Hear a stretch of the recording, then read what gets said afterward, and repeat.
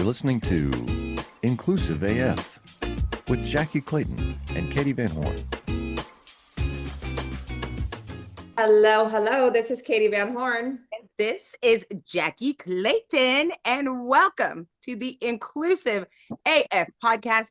I'm so happy we did that. We've been forgetting to introduce ourselves or the podcast for the last couple of episodes. So, in case people were wondering, In case y'all didn't know where you were, here's where you are. And here's episode number 357. Yeah, episode number 9 million. Yeah. Yeah, it's good times. Good times are had by all. Well, we have the very distinct pleasure of having a wonderful guest with us today. And so we're going to jump right in. And so Dr. Parker Walsh would love to have you introduce yourself and share a little about who you are, all that good stuff. Awesome. Well, I am so happy to be here. As Katee said, I'm Dr. Carol Parker Walsh, and I run Carol Parker Walsh Consulting Group. It is a firm that works with organizations to help elevate leaders at every level, particularly during times of transition or friction or any type of change or development or growth. And we do that through executive coaching, team development, full-scale leadership development programs to support them. We do a lot of psychological safety work. And we do that to really help organizations create cultures where people can thrive and love what they do, and they can retain top talent and have increased engagement and productivity. I'm so glad somebody's doing that work because it's necessary. Am I right? Yes. Yes. We have we use a people forward leadership framework that I developed that's all about, focusing on making sure that your people are valued and feel a connection to the work that they're doing. And so the motto that we have is that when people thrive, organizations are inevitably successful. And so when you lean into supporting your people at every level, then you'll definitely, and for me, because, most people leave organizations because of leaders, it's where we lean into really making sure that the leaders know how to be good people leaders, so that their people can thrive in the organization.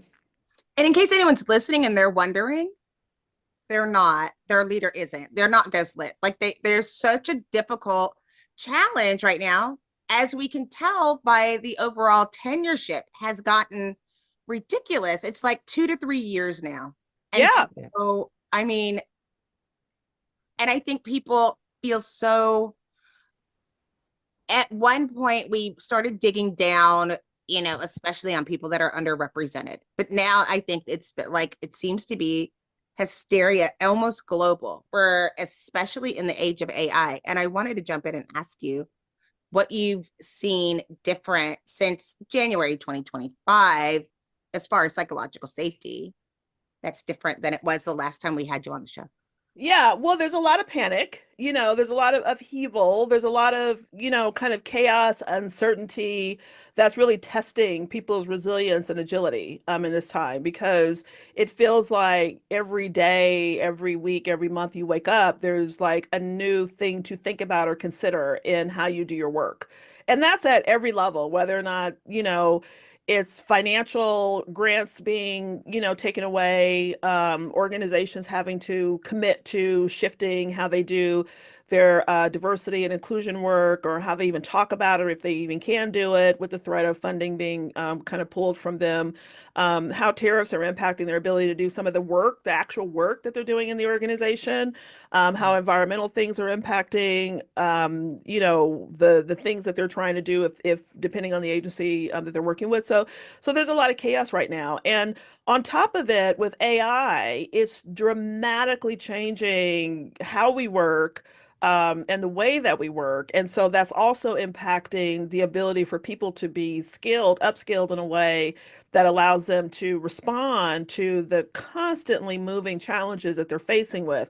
So, and then the reason that you're seeing the burnout in leadership is because, overall, there's still the belief that you promote based on intelligence, expertise, and delivering results. I mean, we have been talking about this for years, that just don't promote on that alone, but that is still the number one reason that people get promoted in upper echelons of leadership, without even a conversation of what it means to lead your people, and particularly what it means to lead your people in a VUCA or BANI, whatever, kind of framing that you like environment where there's a lot of kind of chaos and transition within the organization. So it's hard enough to lead people when things are all, hunky dory. It's even more challenging to really understand how to create an environment that's responsive to people's mental well-being, valuing what they do, having career progression, conversations and opportunities, worried about whether or not they're going to have a job, worried or not there's going to be a budget that's going to keep them there. So you're dealing with people with heightened levels of stress. So that makes it even harder to be good people leaders in that regard. So and I think what I have been seeing is organizations, because I've been called in to do this work. So I think organizations are starting to kind of catch the message that we got to do something different. We can't continue to do what we've been doing. We're just at a crisis point. We can't lose the talent we have because we're not even sure if the pool of talent we need is out there. So we have to figure out really how to develop from within. But we haven't been the greatest, employers to our people, and they really don't want to stay. So it's causing them to rethink a lot of things and creating programs earlier on for emerging leaders, not just existing leaders, so that they can start turning the page from this kind of churn that they're seeing in their organization to try to hold on to really good people, develop those good people so that they can actually change the nature of what's happening within their organization. So those are the kind of things that I've been, seeing it in the middle of. And, and like I said, the phone has been ringing a little bit more because of that, to be able to respond to those issues. Yeah, the one question I have, and kind of follow up on what you just shared, the piece that I'm seeing and I'm hearing even, in my current environment is a lot of folks have been laid off in this DEI space. A lot of those are people of color or people that have been historically marginalized. Culture is taking a back seat, period. And cultures in some places being thrown out the window in lieu of profits. And so I'm curious to hear your thoughts on what do you do? Yes, we want to focus on leaders. Yes, we want to focus on, how do we actually get the right talent in place to coach and develop, but what are you seeing kind of in the culture space in regards to just, no, we just got to keep our heads down and get through this time or whatever? Yeah, that's a really great question. And, I don't work with organizations that don't prioritize that. So, and I know some people have, in my opinion, those who are not having those kind of conversations were looking for an out and they finally had it, and so now they're just running with it. But what I've seen in the organizations that we're having conversations with around how do we do culture now in this environment is that they're changing the name to protect the innocent, if you will. But still having those conversations about how can we continue to do the work, just what are we calling it, how are we classifying it, what does it look like? Where does it belong? Within the organizational structure. So they're having some real dialogue around what does it really mean to embed it in to the entire practice of the organization. So from one perspective, the good thing, the silver lining of this is that what has always been problematic for me is that diversity, equity, and inclusion work has always been this thing over here Mm-hmm. that then we kind of try to apply it to the organization, but it's often been a standalone kind of department or area. Right. Now the conversation is how do we finally infuse it into the whole culture of who we are as an organization. So as an example, I'm doing some work with some academic universities, and so instead of having their VP of DEI or their manager or director of DEI, they're actually talking about how do we embed it into our institutional effectiveness, right? So what does it mean as an institution overall? How do we embed it into every aspect and every practice of who we are and what we do, where it becomes a true part of our values, it becomes a true part of how we work together and how we show up. And so for me, this could be an exciting time to think about how do you truly integrate it in a way that organizations may have struggled with thinking about how to do it before, because You can't have it as a separate thing anymore. You can't call it that anymore. And if you're Right. really committed to it, then the thought is, how does it get institution? How does it truly, for the maybe first time, or maybe for some places who have been doing the work continually, how does it get embedded into the very fabric and nature of who we are and how we work? So this could be a great potential opportunity for organizations to think of it that way, Mhm. in ways that they may have subjugated it to something else or someone else's responsibility, or oh, if we have an issue we call the DEI people, as opposed to, no, how are you going to handle this issue, understanding how it's impacting your work, your people, your staff, your team, or whatever. Right. So that's the one silver lining I'm seeing. But you're right, there's a lot of organizations that have just been like, oh well, we can't do anything, so it's over. And it's a shame, but I'm excited to be in conversation with those organizations that are asking the deeper questions on how do we make it a true part of who we are. I 100%. think I think you're so right. And because so many people, like, it's just going across the board of this, like, like, people that are shocked. And it's funny. It's not funny, but it is kind of funny, because I'm like, don't ask me, I've been Black all my life. I've been dealing with this all my life. Like, this is not a shocker or a surprise. Yeah. I think what has been enlightening in a way that I hadn't seen before are people having these aha moments of, I mean, I think earlier it was kind of like what? Like, you didn't know this is happening, but now you seeing it more and more, voices that we haven't heard before. But I think it does go down to a management issue, and we're looking to those people to lead. I was wondering, how can someone implement it?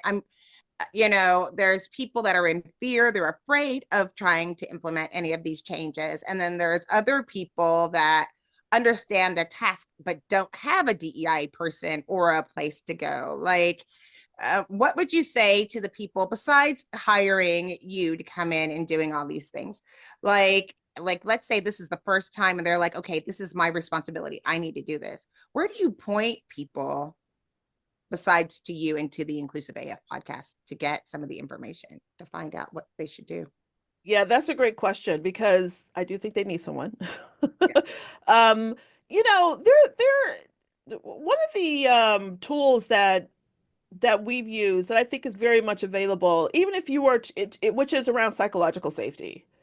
If you really, and you could pick up the book, um oh geez, I'm blanking on it.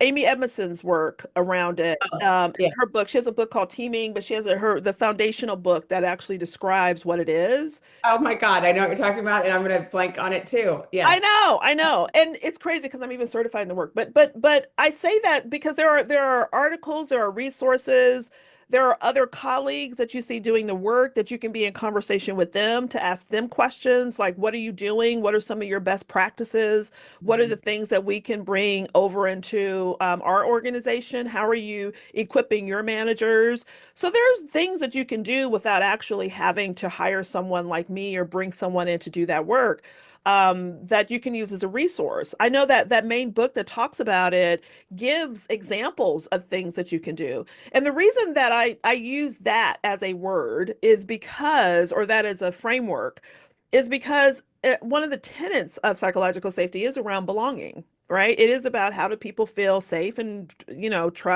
have trust, and feel like they belong within the organization and that they're a part of the fabric and, the things that you're doing. So there's concepts within that allows you, but it expands it as well. So there's a foundational piece in there that could be a great starting place that allows you to just become more aware. I think anyone who's a manager or a leader should constantly be, building their knowledge base, and their library of resources to support them to be effective. And I think that's one of the ways to do it. So finding, community, talking to other leaders, talking to other organizations. And I think that is a great foundational resource that people can start having conversations, have, knowledge shares on your team, get the book for everybody on the team and come together once a month and talk about the things that they read and ways that they think they can indoctrinate it into their team meetings, or, how they work together, or in their feedback sessions, what are the ways that they're seeing these principles showing up in how they are in conversation and how they're doing their work together. So there's definitely some things that people can do on their own in order to start the conversation if it's a new conversation for them, that allows them not to necessarily start with the DEI conversation, but just starting with the conversation of, can we even have conversations with each other? Can we have open communication? Do people feel safe to even start the conversation so that we can then build upon it? And I think that is a great starting place with any team or any new manager or even existing manager that's thinking about, how can we start the process if we haven't had that here in our workplace? I'll tell you, by the way, The I fearless, created her hold on. brain. It's called the Fearless Organization. Yes, the fearless organization. I had to look it up because I was like, how am I spacing on this right now? Sorry, Jackye. I know. I always tell people menopausal brain. Sorry, it's the easiest thing that I'll space out something that's right on the tip of my tongue. So thank you for finding that reference. Yes, of course. I wanted to make sure that if anybody is interested, I use Notebook LLM, and I'm way deep off in AI, and I created her brain. And so I have conversations with Amy that she doesn't know. We've never met. Don't tell her. But if you're interested and need that resource, it's got over 50 instances of times where she's actually spoken. And so it takes all of her books, all of the different things that's publicly, and then you can ask various questions. Like, how would Amy think about this last year? So, I mean, it's not, Well, Jackye, I'm so glad you brought that up because, you started the conversation earlier, like, with AI and the impact of AI and, into our current workplace. And I am a big advocate of leveraging AI and not avoiding it. And so this is a great example of what you said is a way to leverage AI as a starting place, to be able to start to figure out how to do the work in your group, right? You can, as you said, train it where you can put some information in there, do the paid version and make sure there's some paywalls around it so that, it's protected, as much as you can, in terms of the information. Or if your organization, which most organizations are Microsoft organizations, and so there's some firewalls already around the Microsoft suite, you can use some AI tools that are related to, Microsoft as well, and ask them, have a conversation and ask them, like, here's our situation and here's what our group looks like. And, here's some ideas that I think I have. What do you think would be good resources for me to utilize, or what would you think is a good starting place for me to do that work here in the organization? So I'm a big fan of leveraging. It's here to stay, and it's going to get even bigger. Right. So don't get behind the 8 ball. So figure out ways in which you can leverage it to your advantage. So I'm glad you brought that up as an example. No, I'm glad, because what was so interesting about this, I just got a certification in AI prompting. And as I'm going through and learning all of these things, I was like, this is DEI work, because it was like, oh, you can't speak to it the way that you want. You have to anticipate what they would have. You have to talk to a robot. And so it was this exercise with Google where they give you a picture and you have to describe the picture, and then it shows you the picture that you described, and you can compare to see how close you got to what was actually there. And I was like, oh my gosh, like, it would be so great if we could do that with DEI work, where it's like, this is what you said. Let me just show you a picture of what actually this person saw when you said those words, and what the work is to get the words right in order to get the response that you needed is not only DEI work, but it's talent management. Like, if the responses you want is X, you have to do Y. And if you have B, you're not going to get the response. And one of the things that was a wake up moment for me is that on one of the things they said, people like to say that AI didn't give you what you wanted. No, it gave you exactly what you asked Yeah. for. Mm-hmm. And so many times we look at these environments of work not giving us what we wanted, but it's giving you exactly what they told you they were going to give you, or what you anticipated is different than what they anticipate. And understanding the balance was so much less. I mean, that is something that I don't think we have talked about enough. And of course, the way that we've seen it into the media right now is that everybody is doing more, asked to do more and have more responsibilities, but not given the resources as budgets have been cut and manpower has been cut. Um, what have you seen as far as like the psychological safety now? I think they're calling it, was it, I just saw it was like job hugging. It was something where people are so afraid of leaving their work, but also disenfranchised. There's no loyalty. They don't feel the support there. And people are breaking and staying at their work. And so I'm wondering what have you seen as far as the psychological safety shift in 2025? That Yeah, was a lot of words. Sorry. yeah, no, that's okay. I want to first say something about what you said about, the AI prompt and people saying I put it in, but it's giving me what I want. Because what I heard you also say is that sometimes we don't know the right questions to ask, right? And because we don't know the right questions to ask, we're making an assumption that whatever we get is okay, as opposed to not doing that deeper work within self, or having conversations to like really get clear on what's the right questions that I should be asking so I can actually get the information that I need. So I felt like I heard that. That's what I heard you. That's how I translated what you said, which I think is a very important thing.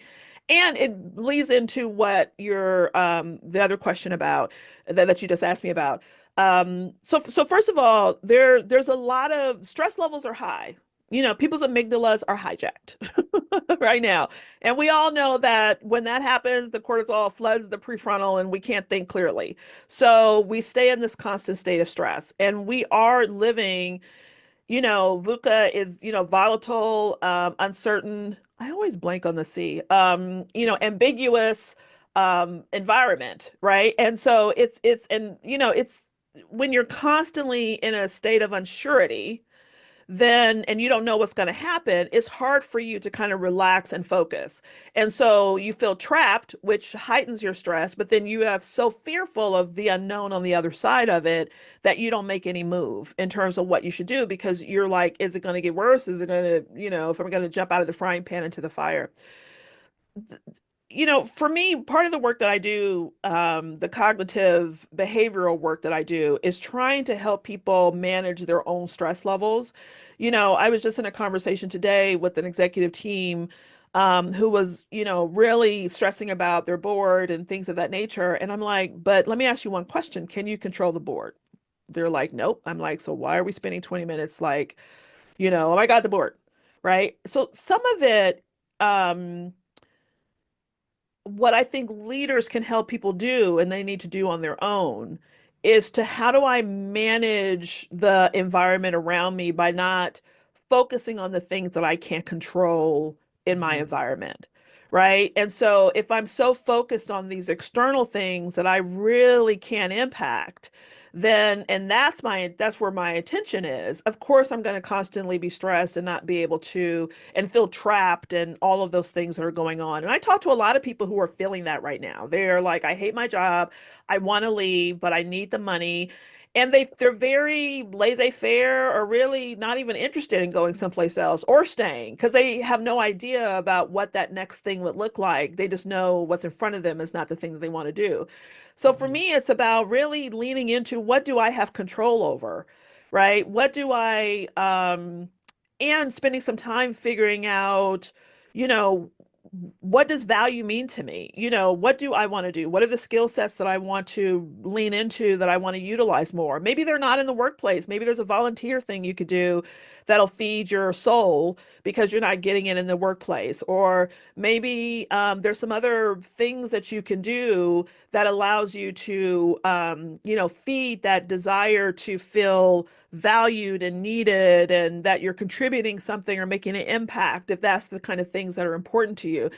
So spending some time really leaning into what you have control over, because like I said, we're in chaos right now and it's really challenging, and it's not just at work, right? And people are and we're being impacted by all of it. So for people's well-being and their mental health and their ability to really function, try to not focus on what you don't have control over, but try as much as possible to focus on what you do have control over.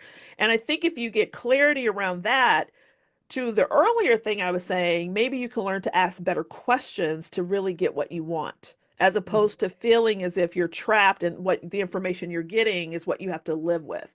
Because maybe there's some different questions you can ask that could change your environment for you in a way that allows you to be more effective and not feel so trapped or miserable in wherever you're at right now. Or just ask at Yeah. all. I mean, Yeah. so that's a lot for, Yeah. right now. And I appreciate you sharing all of that, because there's so many people struggling. I'm one of those people where it's like, I have Katee. But there's people that don't have a Katee who are just feel so alone. Yes, yes. So finding your Katee, right? Finding your complex. That's what the C is. It's volatile, uncertain, complex, ambiguous. Okay. Yes. Thank you. But yeah, you're right. I mean, and so that, to my point, is what do you have control over? And leaning into, I need a community, or I need an outlet, or I need, what do I need? Like you said, ask the question. Just first, like, figure that out, and then move into going after those things that'll help you, survive in the time that we're in right now. I think that's a piece, that sphere of influence piece is such a critical component to this, because I think so much does feel out of people's control. I Yes. can't control what's going on outside the four walls of my home, right? Or even inside the four walls of my home, or what I'm hearing and reading and looking at and consuming every day on socials is so overwhelming. Yeah. So And stop that. yeah, and it feels out of control. Exactly. So stop, like, put your phone down for 5 minutes. Yes, Yes. 100%. Oh, Um, yeah.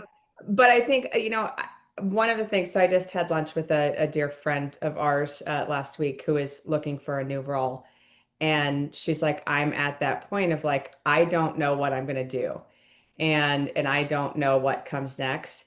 And so she is, to your point, like, has this, like, paralysis of, I don't even know what next step to take. Not, hey, what's my plan on my new role, but what step should I take today to get to what's next? And I think that's a piece too, that, like, it's controlling what you can control, as you said, but it's also just what can I change right now as a leader, as a person seeking a new role, as a person in a role that you're feeling like, what's happening in this company or whatever it might be. Yeah. So, what is your piece of advice or pieces of advice? And I am going to shift to folks that are currently looking for a new role, because I think there are a lot of folks, especially our listeners, again, who have been impacted by this, downstream effect of anti-woke logic. What is your advice to those folks that are looking for a new role or are having to pivot and think about what's next for them? Yeah, that's a great question. And that I've been having those conversations of late. For me, and I don't want to underemphasize this. When you are in a state of panic and stress, and you're consumed with, I don't know what's going to happen, it really does prevent your ability to think logically and calmly about your options. It even prevents you from seeing what could be options, because you are in this state of heightened alert and attack, right? It literally is brain physiology around the amygdala, the cortisone is overflowing. You can't focus and you can't concentrate. You also can't live at that state for too long. No. So, and the brain hates uncertainty. And if you live in a space of, I don't know what's going to happen, you're going to constantly be iterating that. So, what's important for you to do is to try to give as much clarity to your brain as you possibly can. So, what I say as a first step is to try to just take a step back. I know you're in an environment that you may not like. I know you may be thinking about what do I do and not sure what you're going to do. But for a moment, if you can just put what do I do to the side and start thinking, what do I want to do? What would I like to do? Right. You know, if I were to envision my day, what would it look like? What skills would I be bringing forth to the table? Who would I be working with? You know, what kind of engagements would I have? What type of environment would I be a part of? And just allowing yourself, you know, kind of back to what we said a moment ago, asking the questions, just Mhm. giving yourself a little moment to answer some questions so that you can begin to get some clarity on maybe what next steps could look like for you. Because we are so trained from a career perspective to always look external at opportunities, right? You know, it's what is that job, what is that company, who are they hiring for, what's that job title, who has an opening, and then we, you know, kind of contort ourselves into something unrecognizable to fit somebody's external idea of who we should be in that particular role. And when those external opportunities don't seem available, then we feel lost.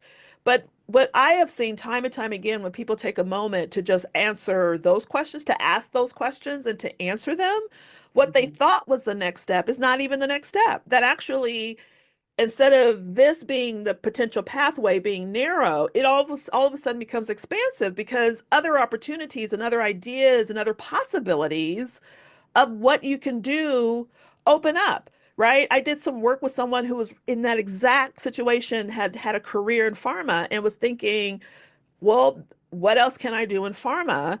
And it turned out doing this work, she saw a completely new opportunities in nonprofit that she hadn't thought about. And I know when people think of nonprofit, they're from particularly from pharma, it feels like a big drop, but it's a different thing to go from nonprofit and work for like the Gates Foundation, which is a nonprofit, than working for your local community, you know, humane society or something of that nature. Right. Right. So, but it requires you to be able to kind of calm the brain down so that you can engage that prefrontal cortex and allows yourself to think logically about what could be possible for you. And you have to Mhm. ask yourself some questions to garner that information so that then with that information, then you can maybe put some things into place. Don't think about the next title. Don't think about the next company. Don't think about what the next job is. Think about what skills do I want to put forth? What does my work look like? What does my life look like? What does my environment look like? You know, what are the things that I love to do that I could do all day and twice on Sunday that I want to keep doing? Like, ask and answer those questions and let that inform what could be possible for you to do next. Then look for the things that fit that, as opposed to you looking externally at what's in front of you and getting panicked by what you don't see, because that then opens up a completely different possibility for you. That's the first thing. Then the next thing is that when you have that clarity, this is where community comes in, right? This is where you want to have those resources, that network, so then you can have conversations and say, you know, I'm thinking this is when I think about my next step, it looks like this. What do you think? Does this sound familiar? Who do you know? Who do you think I could talk to help continue to fill this conversation out or frame what I'm thinking about out? And the more Mhm. you're in community and conversation, the more you'll get that clarity. You know, as I said before, the person that I worked with did that. That was the next phase. And these other opportunities was because she was in conversation networking. She didn't touch her resume. She didn't update her resume. She wasn't trying to, you know, send out 20 million resumes. She was in conversation about what her future looked like and what she wanted it to look like. And people knew people. And before she knew it, she was having interviews with people in a completely different line and area based on those conversations because she had more clarity about what her next step would look like. And now she's doing something amazing that she loves that she never would have thought about has she not done that foundational work. So get clarity, allow yourself to kind of calm for a moment, get clear, expand your network, talk to the people in your network or expand your network, and whoever you talk to, ask who else should I talk to, and share what your vision is. Not that I'm looking for a job or this is what I do. Do you know anybody who can, you know, no, talk about what you have discovered in that first step of the process. And then it'll lead you down the road into something that is more meaningful and let you see that you're more likely to find something you want to do than you probably believe is true for you right now when you're in a state of panic. Awesome. I Long think answer, I know. No, no, but that I, was like so amazing because I think that's what I hear so often. People are like, "Oh, I'm looking for the next job." And it's like, "Wait, wait, wait. What exactly are you looking for?" Yeah, Because especially when I was in staffing and people would say, "I want to be a manager." And I'd say, "Do you want more money or do you want more responsibility?" And they would say, "I want more money." I was like, "What about the responsibility?" They were like, "No." I'm like, "Okay, so let's figure out how we can get you more money." Like, not don't say you want to be a manager because that's a whole exactly. different skill set. And I Yeah. think there are things that we do have to figure out in life too, where it's like, no, I really need to get clear on the end when you say look at what you like or what you get. Those are things you can control, but also things that you've already done, so you already have that Yeah. success when you start You thinking have that understanding. the Yeah. passion of that. And I think it's exactly what the kind of, I see an underlying theme of like, you have to know the right questions. Because if I come to you, if you know that my last role was an accountant, and I haven't done this work, but actually, in the back of my mind, I really don't want to do what I've been doing. I want to do something different. But I haven't thought through what that looks like. And I come to you and say, I'm looking for another job. Your first thought is going to be, oh, let me go find an accountant job for you. Let me go find for you exactly what you're doing now, because you haven't given me any other data or information to suggest that I would look someplace else. But if you came to me and said, I know for the last 8 years or 10 years, I've been an accountant, but I really, as I've done some thought work around what my next step looks like, I don't want to be in accounting anymore. I think I want to stay in finance, but accounting is not what I see myself doing. What I see myself doing is doing more advising or supporting or planning for individuals. That kind of looks like financial management, but not quite in that either. And I'm still working that out, but that's what I'm looking for. That then opens up your mind to, well, who do I know in finance? And maybe what opportunities do I know in finance? And I can say, well, I know this. Does this sound about right? And you can kind of go back and forth. Or you may say, well, man, I have three great friends who are in that industry. Let me connect you with them. And maybe you can have a deeper conversation so you can gain more clarity. But also, here are three new references that you would have never thought to give them mhm. because they didn't give you anything other than I'm looking for a job and you knew they were an accountant. Right. And I think those are the conversations that, well, I love having those conversations. Like, who do you know? Who are you talking to? What are you hearing about, whatever role you might be interested in, and who can give you a different perspective? Hmm. Like who can I connect them with? Who can I, to have them chat with that they hadn't thought about? And, I think all of us know you don't find roles by going online and applying. It's who you know, who you're connected to, who your connections are connected to. And I think that's such a critical piece is that foundation of building those relationships to be able to say, hey, I know Jackye, and yeah, she can go and do recruiting with, her hands tied behind her back, but she can also do these 75 other things that she probably won't even bring up to you in the first conversation or the second conversation, but in the fifth conversation, she might mention it. And so it's also that stuff of like, how do you connect people and how do you connect those dots for people? Because yeah, Absolutely. you have those blinders on of I just need to find a job or I just need to find, whatever. It's hard to do that. It's hard to step. Yeah, completely. I mean, I work with someone who has spent 25 years in sales and it has a position as a director in a nonprofit now because we had that deeper conversation. I had someone that I was working with that was an assistant director at a company and thought that her next step was to be a director, but then realized that really what she was meant to be was a chief of staff. That's really what she was more inclined to, and now she's a chief of staff with a company, right? And so it's we think we know only Right. because we've been conditioned to think this is where I should go, or this is, I've been doing it for this long, what else could I possibly do? But Right. my goodness, the sky is the limit because you have amassed a knowledge base, a skill set, a way of thinking, a way of approaching things that would position you to do so much more if you look at it from that perspective, as opposed to the limitation or the lens of a job or a Mhm. job description or a title, which is so limiting to just what you said, Katee, that yeah, on paper, or if we look at a job title, we see recruiter under Jackye's name, but there's 75 other things that aren't even considered because we're not looking at the talent and the skills and the knowledge Right, and the expertise. We're looking at titles, which right. is Which so it, limiting. But that's what we've been conditioned to do. yes, That is so, it's so funny because not only have you been conditioned to do that, it's like I remember talking to my mentor and they were like, I was like, what's next for me? It's like, well, on paper, technically your next role would be like chief people officer. I was like, I don't want to do that. I was like, well, Yeah, that are you sure? It's you don't want fun. to keep It's going. fun, Jackye. You totally should do it. It's the best job ever. and And that's what well-meaning mentors do. And that's why I tell people that you have to take control of the process, because if you just go and say, I'm looking for something else, or what should I do, or what do you think? I'm going to give you the benefit of my wisdom based on what's in front of me.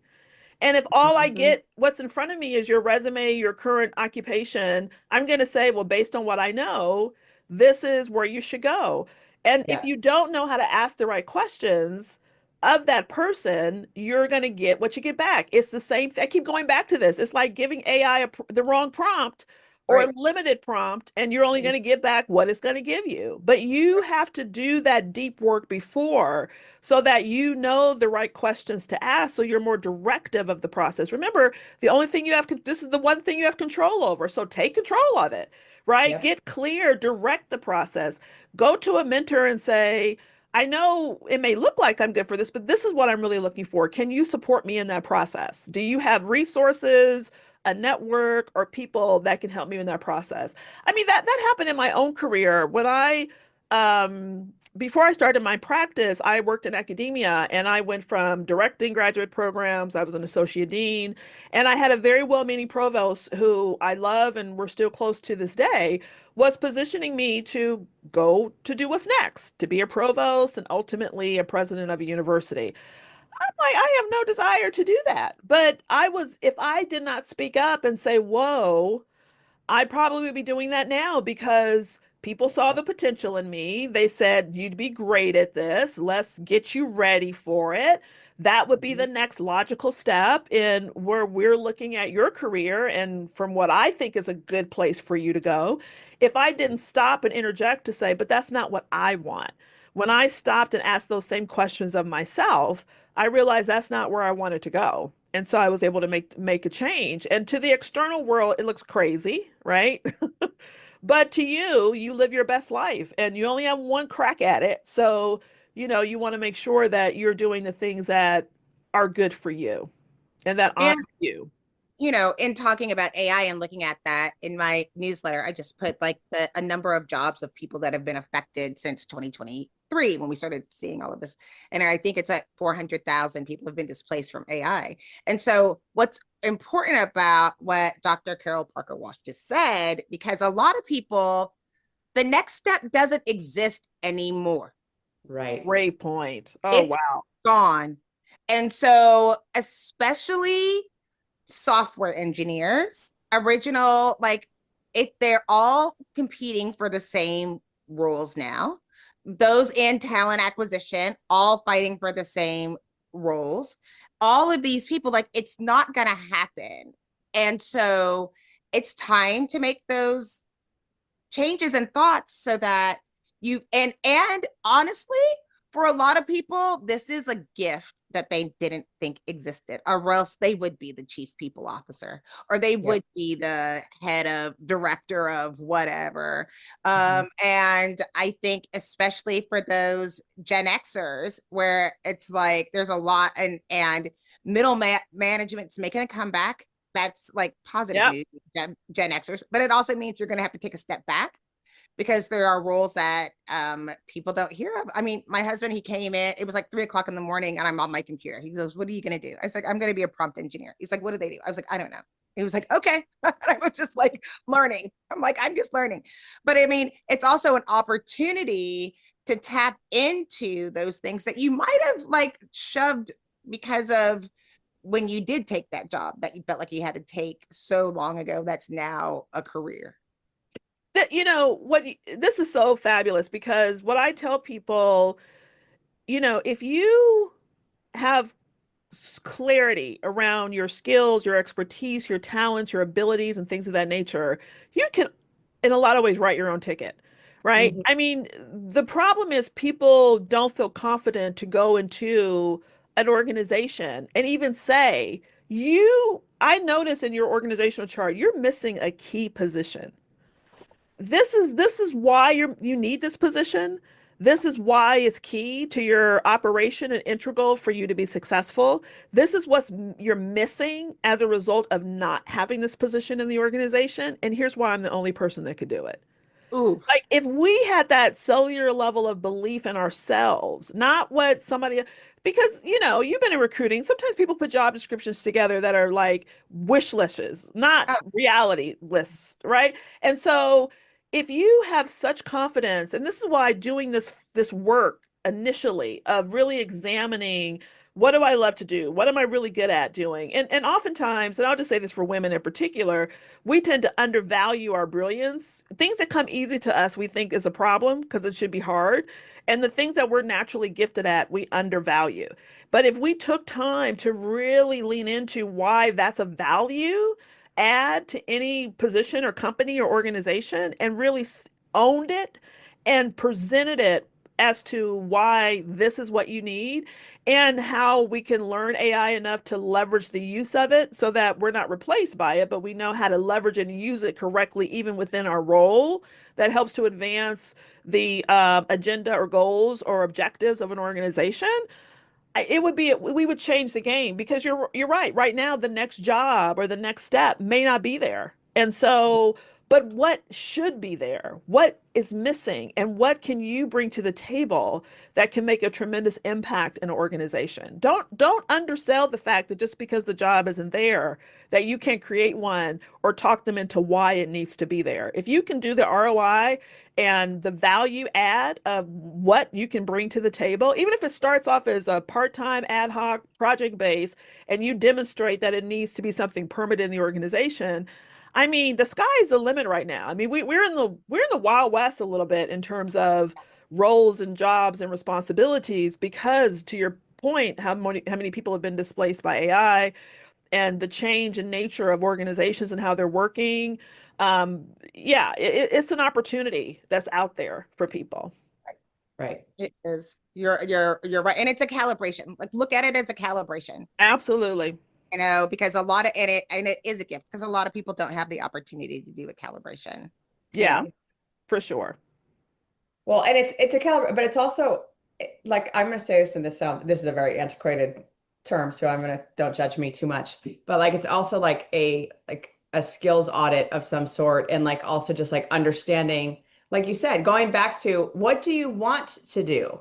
Not just what can you do, what is the title you're looking for, but sitting down and going, what am I good at? What do I like doing? All of those things. So I think you get into that panic mode. Even if you're in a great job that you're like, this is good, everything's going great, you still are sitting there going, what else can I do? Or, hey, how do I make sure I'm not on the chopping block next with AI coming in, or whatever it might be. So it's it's a fascinating time to be in right now. It really is. And what we're talking about goes back to what I said. These are the things in your control. Yep. And if you spend time focusing on this versus everything else happening around you, you'll be able to navigate it much more successfully than if you stay in panic mode about all the things that you have no control over right now. Because this you do have control over, and you can Right. master the hell out of it. Right. For sure. All right, my friend. What is one thing, or as you know, we like to do 17 things. What is one thing you want to make sure all of our listeners have heard during this episode? Or what's the takeaway for you, for them? Yeah, for me, the takeaway is ask the questions. Spend some time asking yourself the important questions so that you can get in the driver's seat and take control of your next step in your career, in your leadership, and whatever's next for you. you know, in the world. Awesome. Jackye, what you got? I am going to say that my air quotes one thing is to stop focusing on the things that you can't control. There is so much that you can control, you know, even if it's just like get sleep or get good food or floss. Like there's things that you can do. So try as much as you can to focus on the things that you can control and lean into that. That was good. That was one thing, I think. That was one thing. And it's very, very good. I'm going to take Dr. Carol Parker Walsh's advice one step further. Ask ChatGPT all of these questions as well, and have them do a deep search on you. Put your name in there and say, do a deep search on Katee Van Horn or whoever you are, and tell me what I'm good at. Tell me what I should be doing. Tell me what role is next. All of these things, because I think it's such a fascinating, yeah. If you haven't played with ChatGPT in that way, that is some fun stuff. Because I've had to do that with some of our episodes with Jackye and I. Have been like, hey, how do we do this? How do we do this? And it is interesting to do and literally write in, do a deep search, because then it starts going out on the web. It starts going different places trying to find information, which is kind of cool. So anyhow, thank you so much for joining us. We very much appreciate you always taking the time and having some fun with us, having a conversation with us. Where can people find you? Well, if you're on LinkedIn, if you're hanging out on LinkedIn, you can find me there. You can always go to my website, carolparkerwalsh.com. And if you're a leader trying to figure out how to be a better people leader, I would say check out my podcast, the People for It Leadership podcast, that, you know, where I interview top leaders to understand how they're building these environments where they're people forward. So if that's the skill set you want to have, I would say find me there as well. Awesome. Very cool. All right. Well, this is Katee Van Horn. And this is Jackye Clayton. Okay. And that's Oh, wow. Hey. Hey. Thank you all for joining us at the Inclusive AF podcast.